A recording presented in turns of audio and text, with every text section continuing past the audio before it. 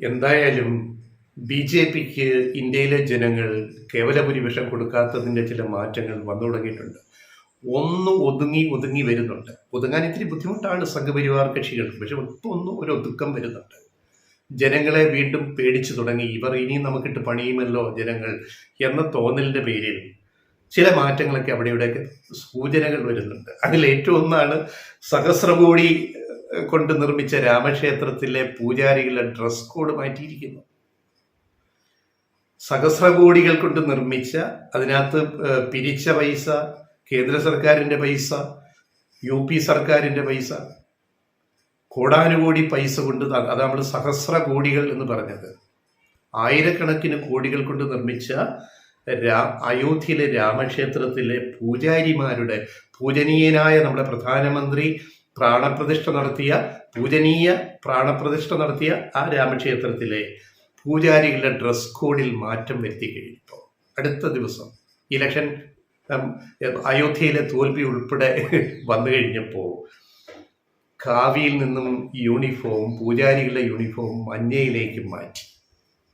ഈ മഞ്ഞയിലേക്ക് മാറ്റിയതിൻ്റെ വിശദീകരണമൊന്നും ഇതുവരെ വന്നിട്ടില്ല. അതിൻ്റെ കാരണം എന്താണ്? എന്നാലും കാവിയോടൊരു ഒരു അകൽച്ച എവിടെ നിന്നാണ് വരുന്നത്?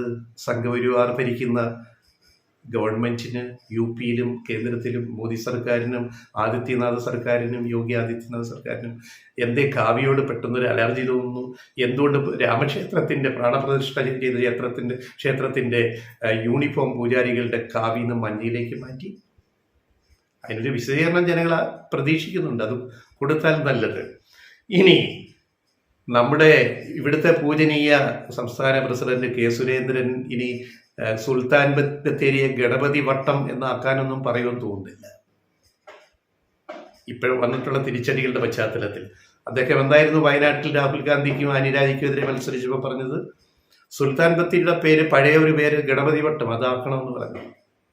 അത് ജനങ്ങൾ അംഗീകരിച്ചു എന്നുള്ളത് ഇപ്പം മനസ്സിലാക്കിയാൽ മതി. പിന്നെ ഈ ഹദ്രസിലെ കൂട്ടമരണം, ആൾ ദൈവം കാരണം 121 പാവങ്ങൾ മരിച്ച, അത് ഏറ്റവും കൂടുതൽ മരിച്ചത് സ്ത്രീകളും കുട്ടികളും ചെറുപ്പക്കാരുമാണ്. ഈ 121 പേര് മരിച്ച കഴിഞ്ഞ ദിവസം ഉണ്ടായ ഹദ്രസിലെ ആൾ ദൈവത്തിൻ്റെ സമ്മേളനത്തിൽ സത്സംഗി പങ്കെടുത്ത ഈ അവരുടെ കൂട്ടമരണം, അതും കൂനിന്മേൽ കുരുവായിട്ട് UP BJP സർക്കാരിനും കേന്ദ്ര സർക്കാരിനും വന്നു കഴിഞ്ഞു. അപ്പോൾ ഇതിൻ്റെ അർത്ഥം ദൈവങ്ങളും ആൾ ദൈവങ്ങളും കൂടി മോദി സർക്കാരിനിട്ട് പണി കൊടുക്കുന്നു എന്നുള്ളതാണ്. അതൊന്നുകൂടി പറയാം. ദൈവങ്ങളും ആൾ ദൈവങ്ങളും, പ്രത്യേകിച്ച് അയോധ്യയിലെ രാമൻ വരെ, ദൈവമായ രാമൻ വരെ മോദിക്കിട്ട്, BJPക്കിട്ട്, സംഘപരിവാറിനിട്ട് പണി കൊടുക്കുന്നു എന്നതാണല്ലോ ഈ ഇലക്ഷൻ റിസൾട്ട് ഇപ്പോൾ ഉണ്ടായിട്ടുള്ള ഈ സംഭവങ്ങൾ.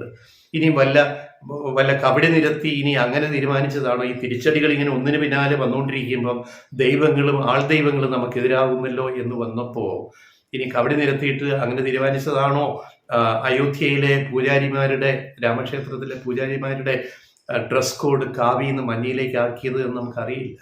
അതിനെപ്പറ്റി ഒരു വിശദീകരണം അവർ പൂജാരിമാർ, അല്ലെ മുഖ്യ തന്ത്രി, അല്ലെ മുഖ്യ കാർമ്മികൻ, അല്ലെങ്കിൽ പുണ്യ പൂജനീയൻ തന്നെ അത് പറയുകയാണെങ്കിൽ ജനങ്ങൾക്ക് എന്താ സംഭവിച്ചെന്ന് മനസ്സിലാക്കാൻ പറ്റും.